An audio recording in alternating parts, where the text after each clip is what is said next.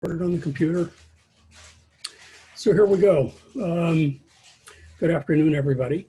Today, we're going to have a critique of your postcard assignment. And I've opened them, all of them up that I have. So if yours isn't done, try to get it done soon.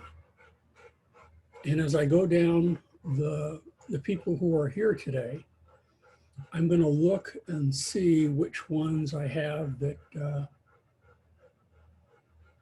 for example, the first one up could be Andy Hernandez, okay? So this is your family reunion.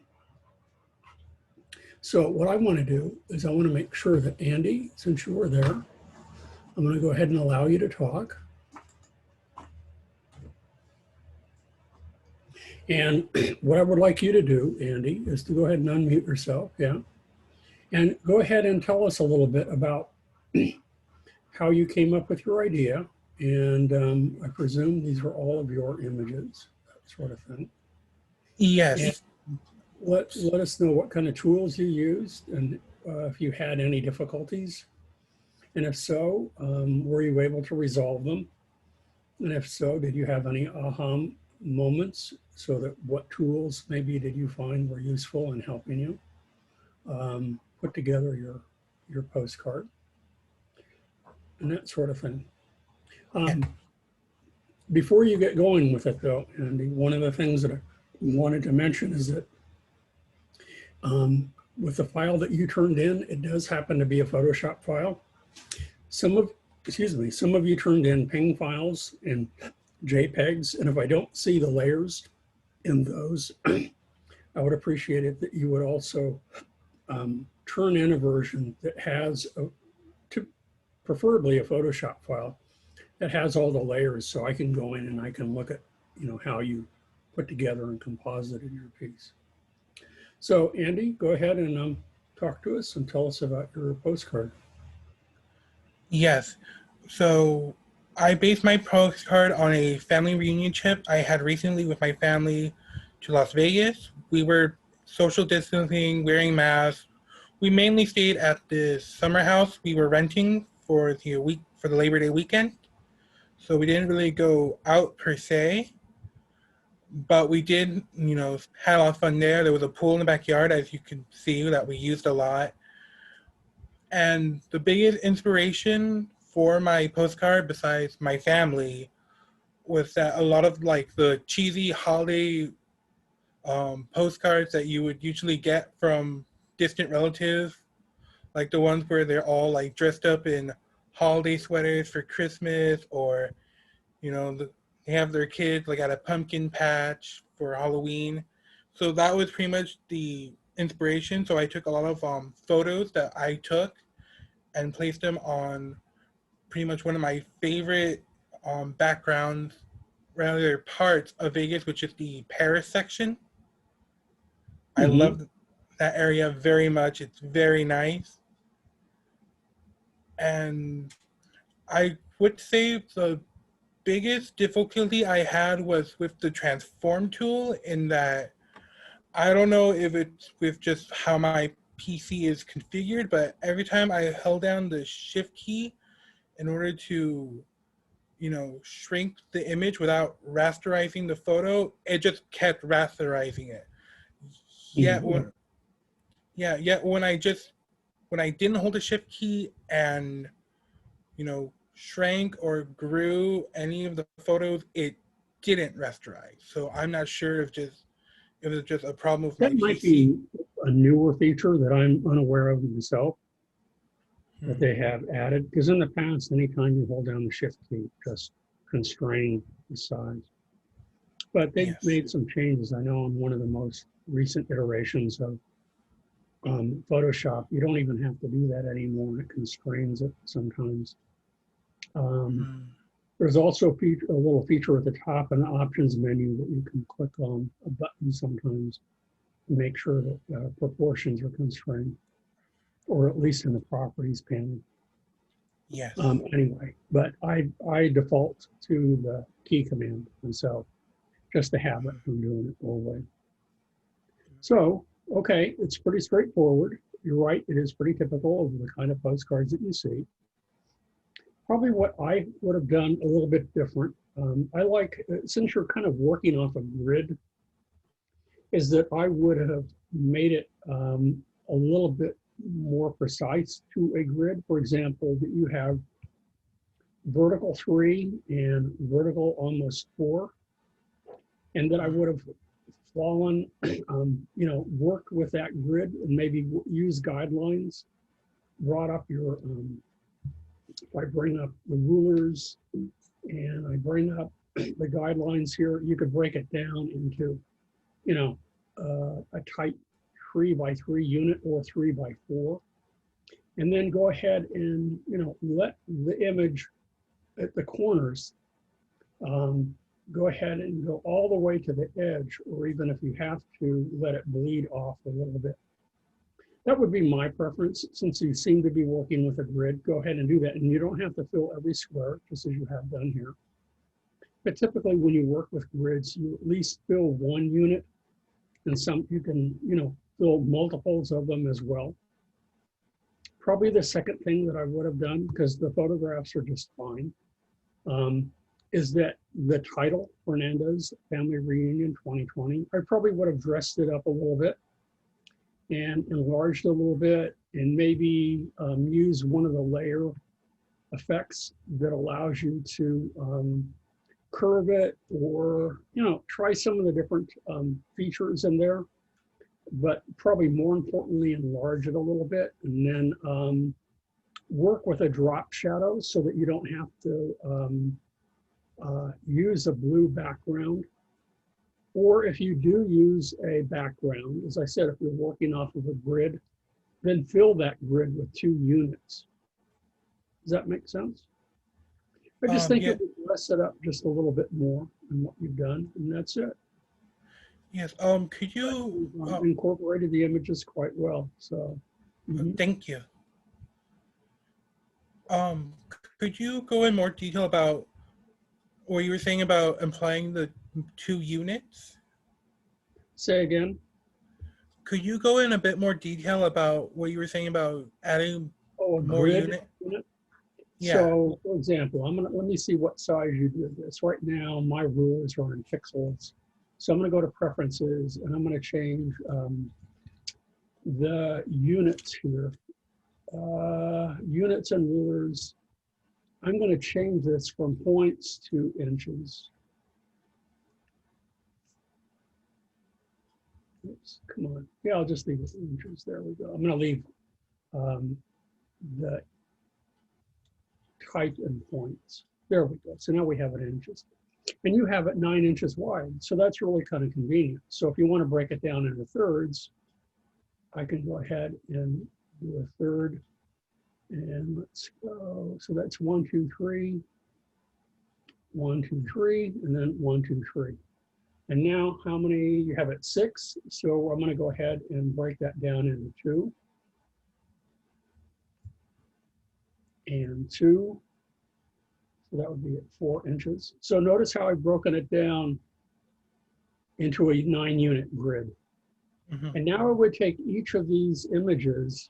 In fact, I can do that now. Let's go ahead and I'll show you what I would do. And it's just maybe my training as a designer, how I would approach it a little differently. So since it appears you're working off a grid, this would kind of adhere to it even more.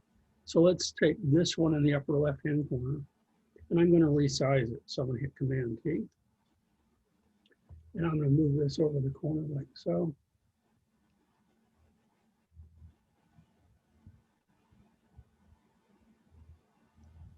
I'm trying to use the grid here as a way of doing it. There we go. Now let's go ahead and increase the size of this. I might have to use a layer mask, but I want it to fill up the entire corner unit. So, okay. And then for example, let's do the same with the other one. Let's come down here in the right-hand corner, and I'm going to move it over a little bit. and I'm going to increase the size of it a little bit. Now, I might have to use a layer mask in order for it to fit. So if I hit Command T to transform it, and I'm going to hold down the Shift key and enlarge it until it fits that grid. And then I can either move it down or move it up or however I want to do that, you know, like so. So that fits okay. I hit return, but notice it doesn't fit within that unit anymore. So now what I would want to do is with that layer selected, I would select a rectangular marquee and I would go over that unit right there. Okay. Now with that selection made, I could go ahead and I could create a layer mask. Notice how it clips it. Oh. You got that?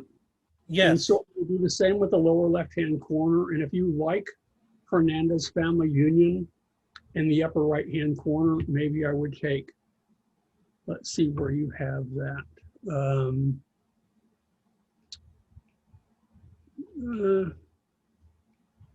Trying to figure what layer you have that type on. Oh, there it is. It's up here. So there's that box. So probably what I would do is let's go ahead and let's transform it. And I can size this any way I want it.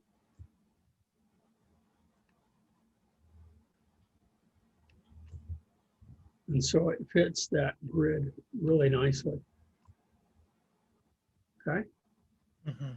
And now I would resize the type a little bit. But also, I don't know, yeah, you have opacity 60%. We could probably drop that down even a little bit further so that you can see through it, but you clearly see, you know, even all the way down to 30, 20%, but you can see the type on top of that really, really well. So now let's take, and now that I'm done with that layer, let's find your type layer here. Is this it? No. I don't know which layer it's on. It should be the one that says Hernandez Family Reunion. Oh, there it goes. Okay, so let's take this one here and let's center it. So I'm going to go ahead and move it. Like so. There we go. And then maybe pump it up a little bit in size. So I don't have the typeface that you used, so I'm getting a little, I would have to download that, but then I could play with that a little bit. But notice how by using the grid, since it already seemed that you seem to be using one, it has an organizing factor about it. Yes. Yeah. Is it better? I don't know. It's just something that's been used forever in design, used in, you know, with designers forever.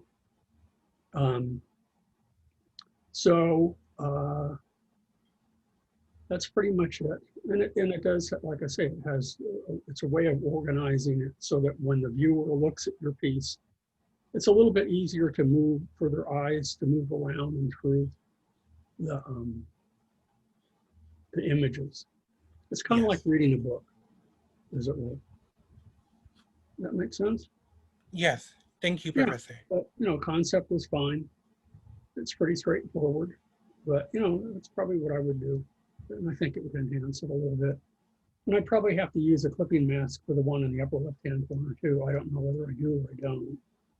But, you know, if they're all the same size, so I gotta, you know, I forget what size, what one that was in the upper left-hand corner.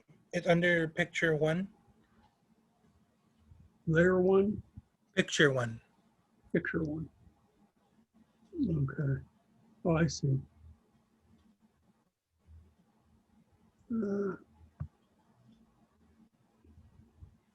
There we go. So again, I'd have to just select that, you know, and my selection is off at the moment, but you get the idea. And so, you know, it looks like it fits within that selection just fine. So I'm good to go. But clipping masks work nicely because if you want to edit that for any reason, I can always come in and I can unlink the image with the mask, and I can use the move, and I can either move the mask or I can move the image within the mask. And if I want to make that a little bit larger, I can. So if I hit Command T, I can enlarge the image a little bit, since if you want it, for example, if you wanted to emphasize the family around the pool, see that? Mm-hmm. So and it clips all of the outside element off of that. See that? Yes. Okay, so that's what I do. Okie doke. Are there any Okay. of you who have comments about Andy's piece? Or suggestions or thoughts or whatever?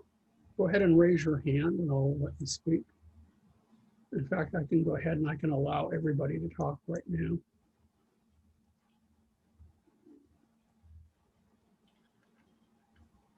So if you want to unmute yourself, if you feel like talking. I like his theme. I think Say again. Oh, Angel, go ahead. I like this theme. Like I think I got the theme that like it's not supposed to be like the vacation style postcard thing, where like kind of in a way kind of cheesy, but it's like fun. Yeah, no, it's pretty typical, but you know, it's the images are done well. I just think to clean it up a little bit, to follow the grid would make it stronger, that's all. Because since you already seem to be following a grid, it's just that this makes it more evident that you are. And then the blue guidelines, you can always hit Command H to hide them. Or you can also delete them when you're all done. But I like just hiding them. Command H does that. And then, yeah, it wouldn't print anyway, even if they were visible. Guidelines don't print, they're just there as a guide.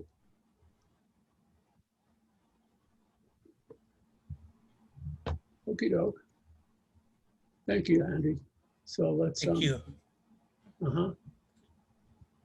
Let's move on. So I gotta find, where did it go? Let's come back down here. And let's bring up again. I'm missing, there we go. Okay, so we've got Andy here. Let's, next one up, since you already spoke, Angel, let's see if you can go next, if you are here. Angel Fernandez. Let's see if it's here. Angel, there it is. Okay, your Atlantis piece. So Angel, if you want to unmute yourself. Okay, can you hear me? Yep, I can hear you just fine. Okay. Well, I just did mine on Atlantis. I kind of wanted to go more for like a fantasy style kind of postcard. Right. Because at first I thought I was doing kind of like maybe like Peru or like somewhere I kind of wanted to visit. But I kind of wanted to mess more with like the different types of tools, and I thought it was I thought I could kind of challenge myself more, trying to do something that wasn't real in a way. Okay, I think it's fun. It is, you know, a little bit humorous with the dog being the mermaid here. I would probably change the color of the dog a little bit to make it more visible. I like the composition. I like the concept. I like how you've handled the type.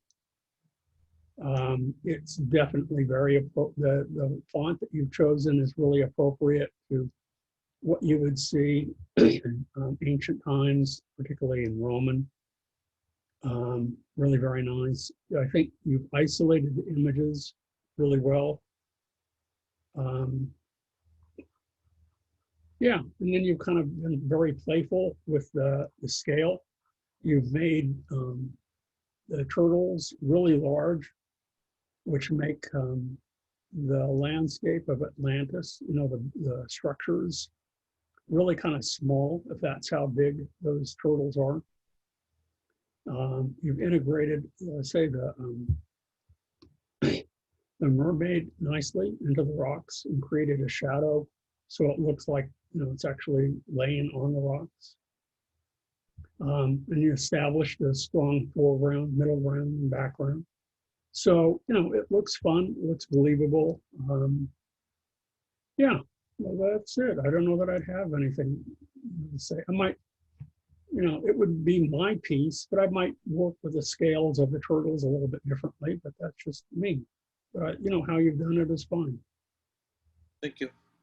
Do any of you, the rest of you, have anything that you'd like Yeah, to and it add? really helped me with the way you told me. Oh, sorry. Say again?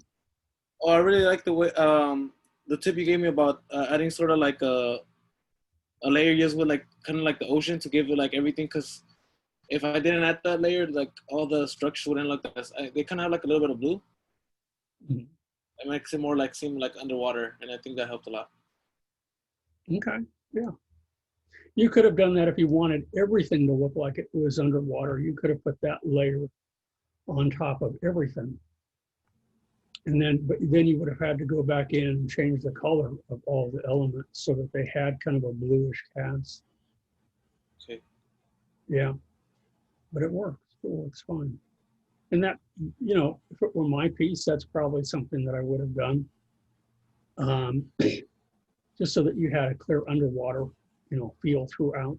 But it actually, you do look like you're underwater there, and it's very clear.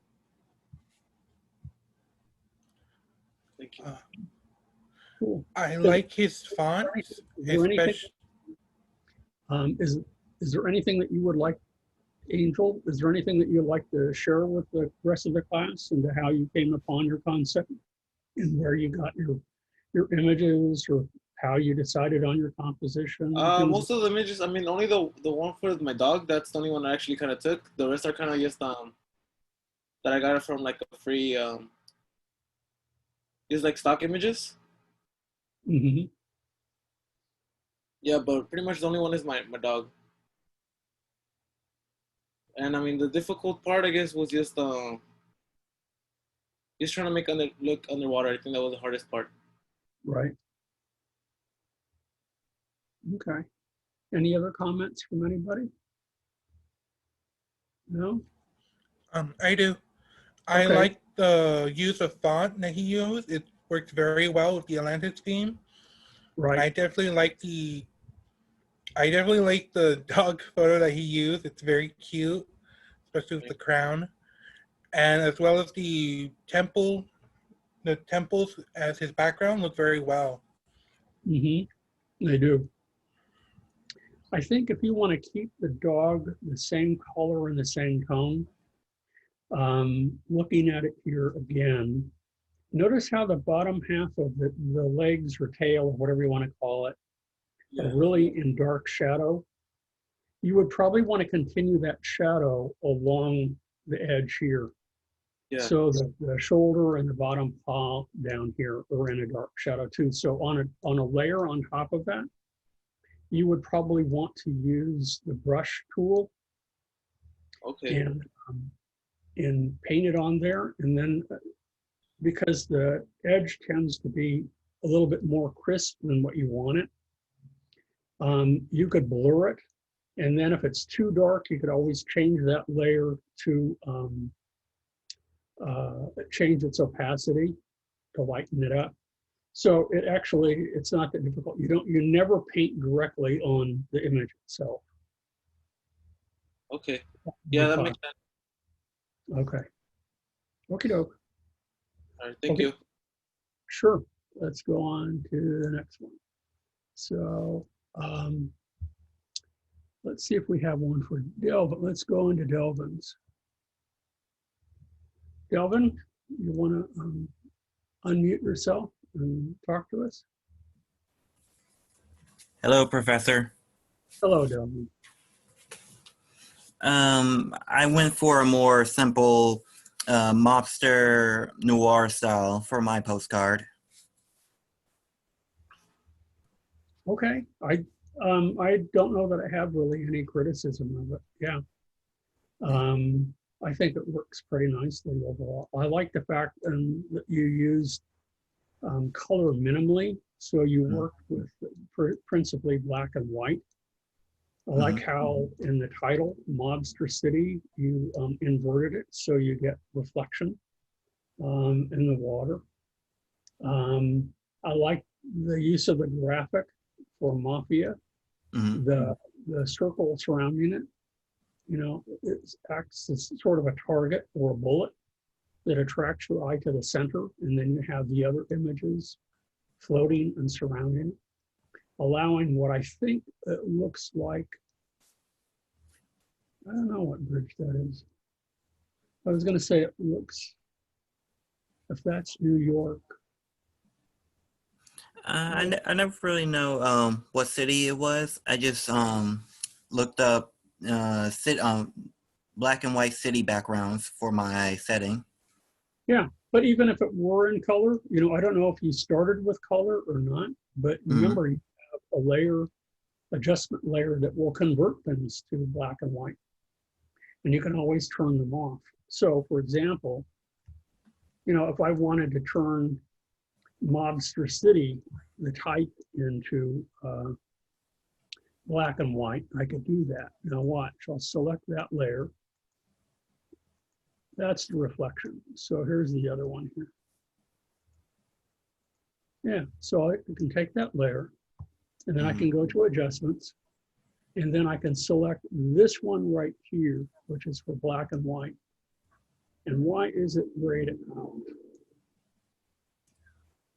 And make sure I have the right layer selected. Let me check over here. Let me go to image mode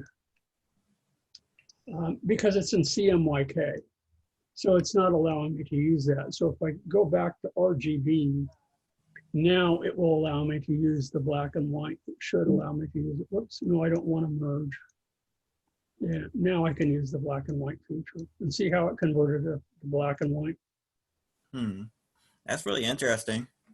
Yeah, and you can play with the tints. You can play with the reds, yellows, greens, cyan, and make, you can work with the defaults, or you can work with the colors individually. Since there was really only red in there, I could work with that. I could work with just the red filter.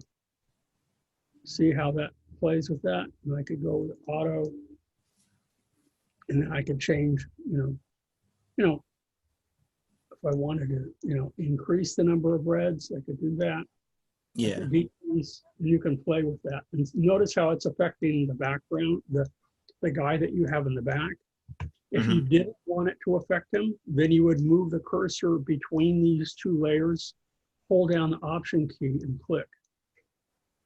And now notice it's only affecting the type and it's leaving the graphics alone. You have to remember that all adjustment layers always affect the layers beneath them, unless you do what I just did, and then it targets just the layer underneath. And that's it. Thank you. Cool. Yeah, well, that's fun. Anything else I should have added to make it more Really good type choice for Mobster City. I like how you enhanced it by flipping it and making it kind of a reflective mirror-like image. The subtle white, thin white borders around the photographs work. And as I said, the kind of the graphic image of the mafia guy in the middle serves as a nice target to draw the viewer's eye to the center. And then your eye moves around and through the composition. And then that the overall, and that's a good choice of image for the background. You get the feeling that it is in San Francisco. I think it's in New York. And I think that's the Brooklyn Bridge in the back. I can't say for certain. But anyway, near the docks and that sort of thing is kind of a typical retro look that you would see for, you know, early century, or, you know, around the 30s, 40s kind of mobster look. So those are the things that I do think work and work well. I mean, and there isn't anything that doesn't work. It's just, you know, as I was saying, if you wanted to bring a color photograph in there and convert it to black and white, you could do so very easily. But then you might have to match, or to get the range of tonality that you want with it, you might have to add an adjustment layer affecting the curves, or, you know, or a variety of different things. It could be the levels, or just brightness, contrast, or things like that. But you don't. They all are good choices for images, and they're really nice images. Thank you. Okay. I have a question here, Q&A. So let's see what that is. How do you make the black and white photo again? So let me target just the guy here. Okay, so if I just wanted him targeted, you select it. Now, he was working in CMYK color, and to print, you would want to convert it to CMYK, but then it would flatten all the layers. But to make have access to all of the adjustment layers, what you need to do is it needs to be an RGB. So that's image mode, and you need to change it to RGB. By default, it usually is an RGB. And then when you're ready to print, then you can flatten everything, and you can convert it to CMYK. But now that I have that layer selected, okay, I've got him selected. What you want to do is you want to use this adjustment layer right here where my cursor is, create black and white. Now, everything else is already black and white, so you don't see a difference. But if it did, what you would want to do is target it, everything beneath it. So now you put the cursor between those two layers and hold down the Option key and click. And it just targets that one layer, and that's it. So that's how you do that. Okay. Anonymous 10B. So we got that. So let's see who's next. So let's move this over. I've got all of them open, of the ones that I received. But let's see what I have here.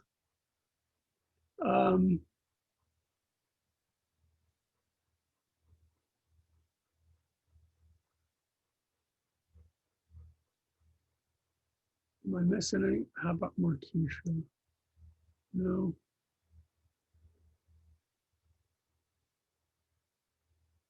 So we did Angels, Vanessa Galvez, Shooter.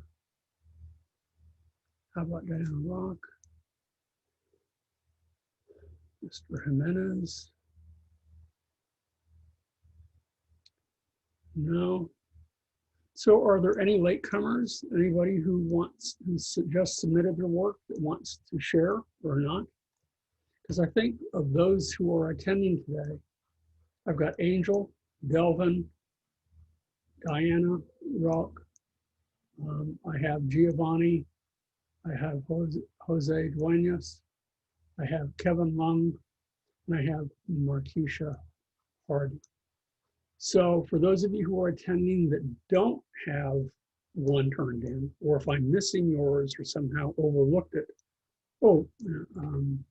then please let me know. Just raise your hand or something, and I can make sure, because I opened all of them that I thought that I found here. And if that's it, then we're really done for today. That's it. I won't talk about others. Who is anonymous attendee? I got to know who you are. And then I can, Giovanni. Oh, so I'm pretty sure I do. So hold on here. Let's look.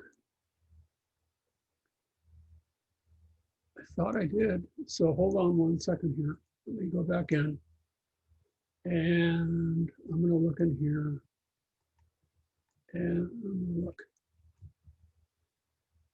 and see which one this is.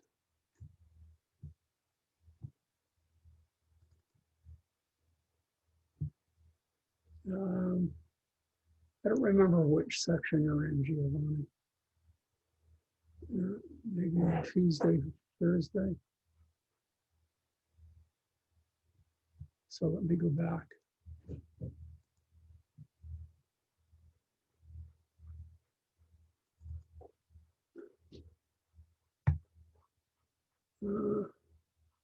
Is your last name Mendoza, Giovanni?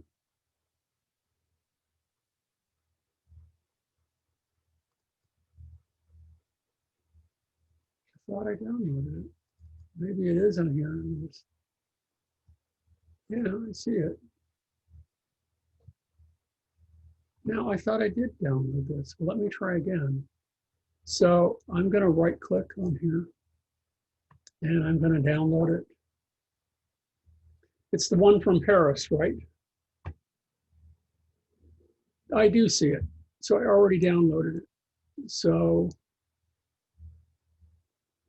it's the lion one. Yeah, I downloaded that one too. So, okay. So hold on here. Let me look in here. I apologize, guys. I thought I had it. I thought I had downloaded them all. I mean, I did, but I thought I had opened them all up.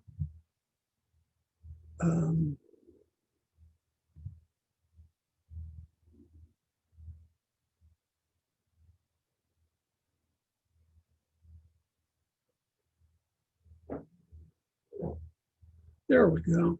So I'm going to go ahead and open that up in Photoshop, and then we can talk about it.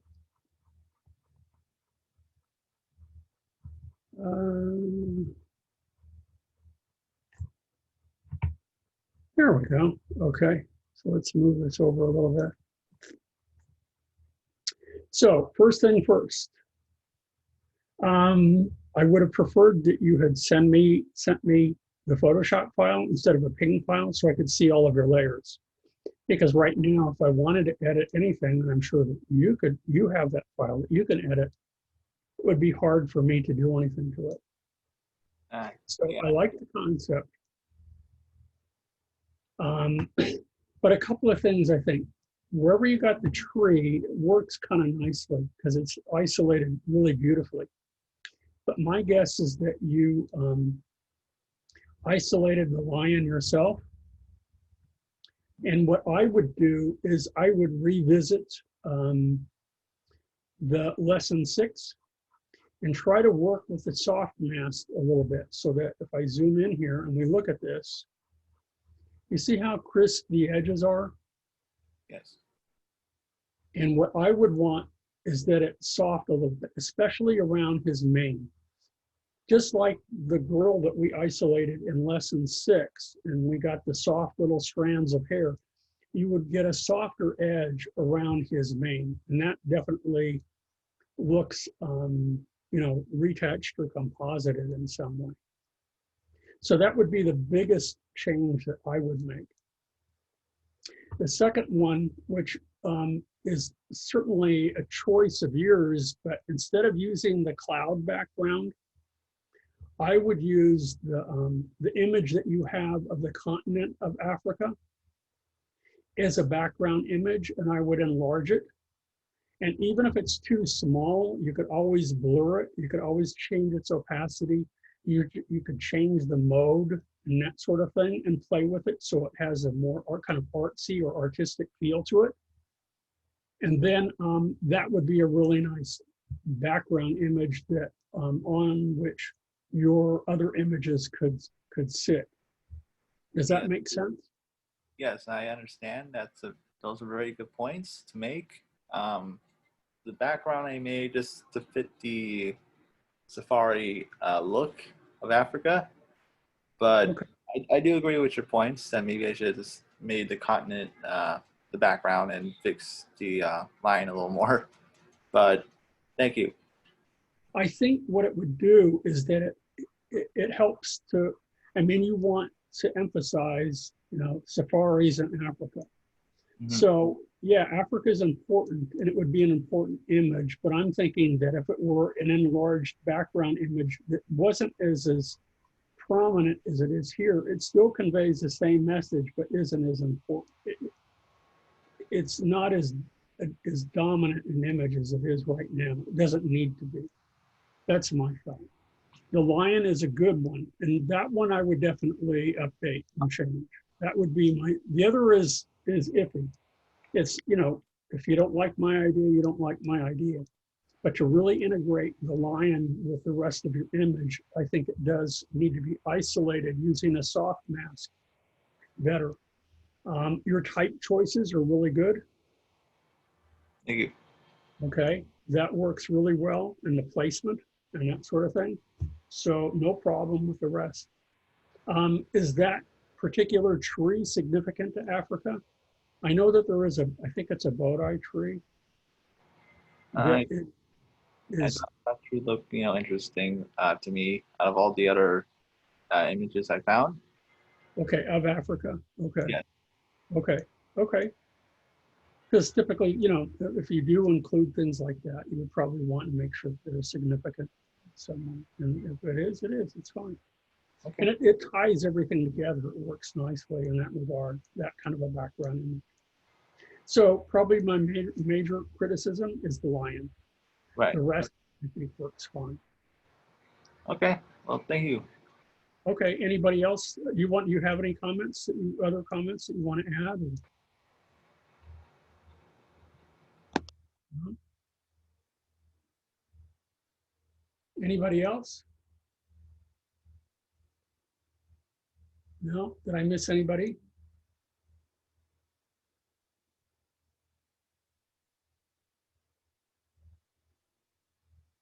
No? Okay, then I guess we're done for today. So what I'm going to do on Monday is I'm going to start lesson 9, and we'll talk about poster design a bit more, maybe play with type design and that sort of thing for titles of your movie.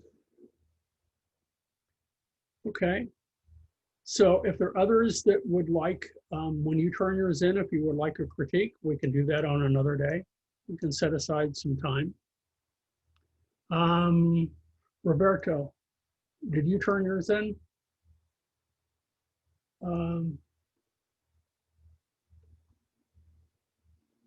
Let's see, allow you to talk.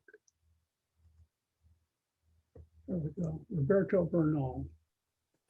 Is it here? Can you hear me? I can hear you. Oh, yeah. I'm gonna upload it right now. I Okay. was just doing a couple of things to it. Okay.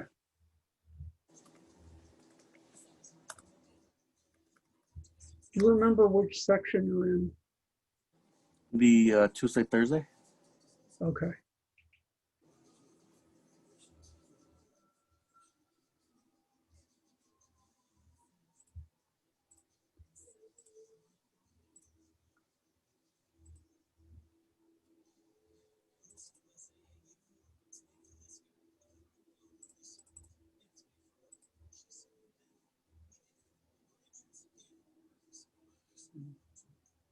You got it uploaded?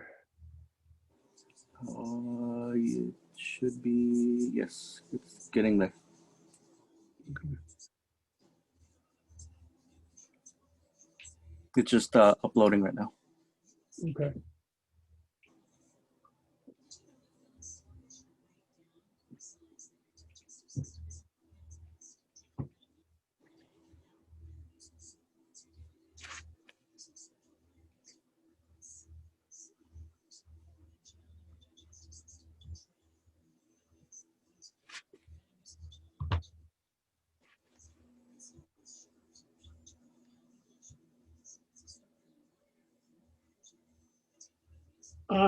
Let me answer one of the questions from Markeisha. No, I thought I sort of just answered that when you turn in your postcard, let me know on a later date when I have a lecture and we have extra time. We can always make extra time, and we'll do that at the beginning. before I do my demonstration, and we can have a critique of your postcard. Okay? Yeah. So yeah, just let me know. I just want, we're kind of ahead of schedule with regard to the lessons. So I wanted to make sure that we set aside some time to critique the process, the projects. I give you an idea of where I'm at with for future projects when you turn them in. Make sure they're turned in as a Photoshop file. You know, issues regarding type choices, and really there are none for this particular project. Composition, concept, things like that that we could talk about. It should be uploaded now. Okay. So let me go back. Let's move that.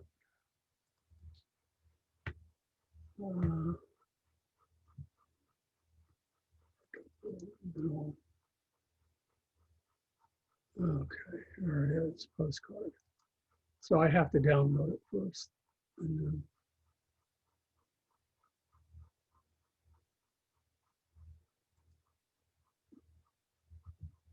there we go.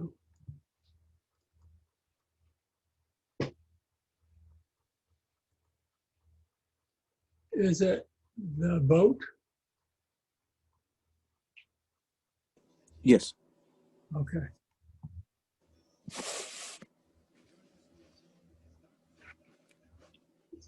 There you go. So I did, there's kind of 3 different layouts for that one. If you look at, there's the final one that has like the no background. And then there's 2 on the top that have like kind of a vintage look. Okay. Let's see what we have here. Okay, you added that little person. So I'm going to start turning off layers to see what things look like.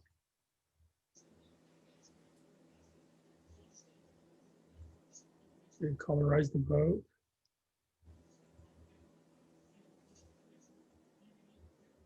Got another seagull.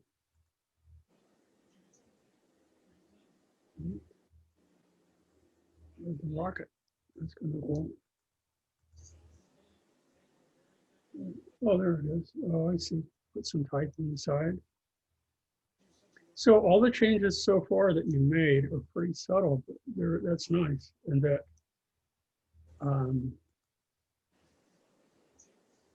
you know, there aren't any glaring issues. So yeah. Tree. Tree.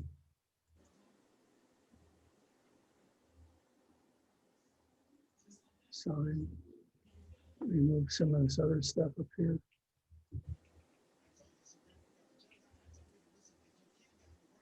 Oh, there we go. Okay, there's the sign. Some text.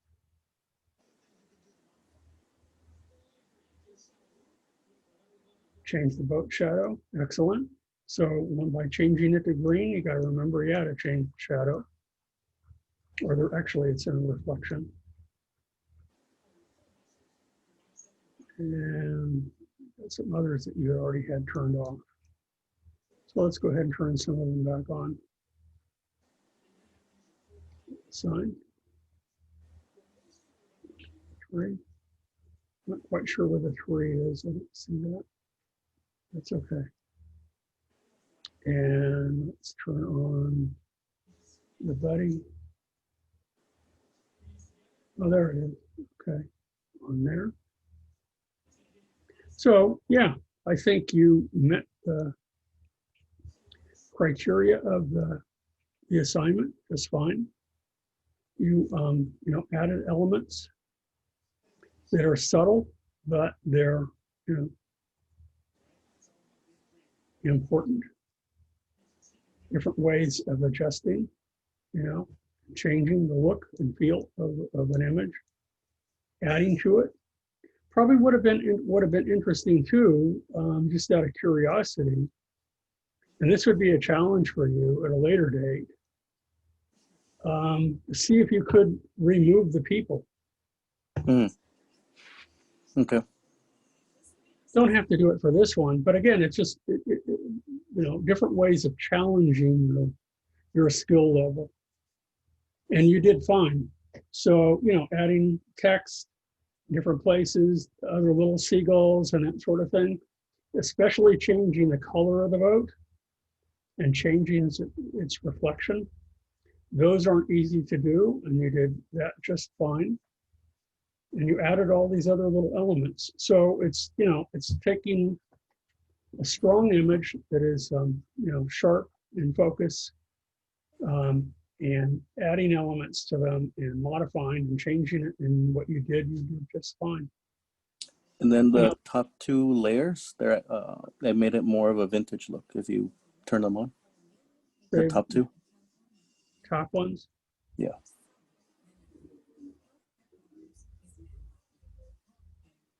Oh, I see what you did. Yeah. Again, all of those things work pretty nicely.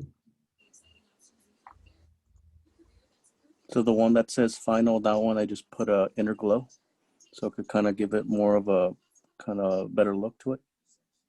Which layer is that again? The final on the top one. I think that's all the way to the top. Is that there? Oh yeah, click that one. Should be final, a little bit lower. Oh, I see. There it is. So it's the others are kind of dominating. So if I turn some of these others off, then there we go. Okay. Cool. So you've applied pretty much a lot of the tools and techniques that we've learned so far. Everything. As I said, probably the only thing that you didn't do that would be a pretty good challenge, similar to what we did in lesson 2, is why not, and it's tedious, I have to admit, and you don't really, get a lot out of it, to be quite honest. But what if the client didn't want all of these people? Because let's say for a practical reason, you're doing this for a client. And they said, you know what, we want to use this as a postcard that, because our restaurant is at that dock and we want to showcase it, or we have that little submarine, or we want to advertise our boat that we take out for tours and things like that. But because we didn't get permission for these people standing on the rail, to use their image, and some of them are recognizable because it is a strong, sharp, in focus image. And if you don't have their permission, then you got to remove them. Or what is done in video all of the time is that you put, kind of a little blur symbol or a blur image on front of it. Yeah. So, but in a still image, that looks kind of silly. So what my recommendation would be that, you use your skills and you just remove them, and you never know that they were ever there. Okay. So, it's a suggestion. It's not saying that you have to do it. You did everything just fine. You did a good job. So, okay. It was just a thought, since you add these other things like, looking at the word buddy on here. And also the sign on the right. And the sign, the way that you handled it, I would never know that that's retouched. And that's the whole point, that you're not supposed to know. That I would have to click on and off layers to actually see what's done, and look at it very critically. And you did that, did that really well. I can't tell at all that you made those changes. It really is integrated nicely with the rest of the photograph. Okie doke. Yep. Okay, folks. So we've kind of run to the end of our hour here. So if you guys are all done, what I'm going to do is let's see what we have here. So I've answered, I think, everybody live. So we're all done. So if you guys want to log out, you can, and I'll stop recording. And I will post this soon. Okay. Okay, have a good afternoon, everybody. Okay. Have a good weekend.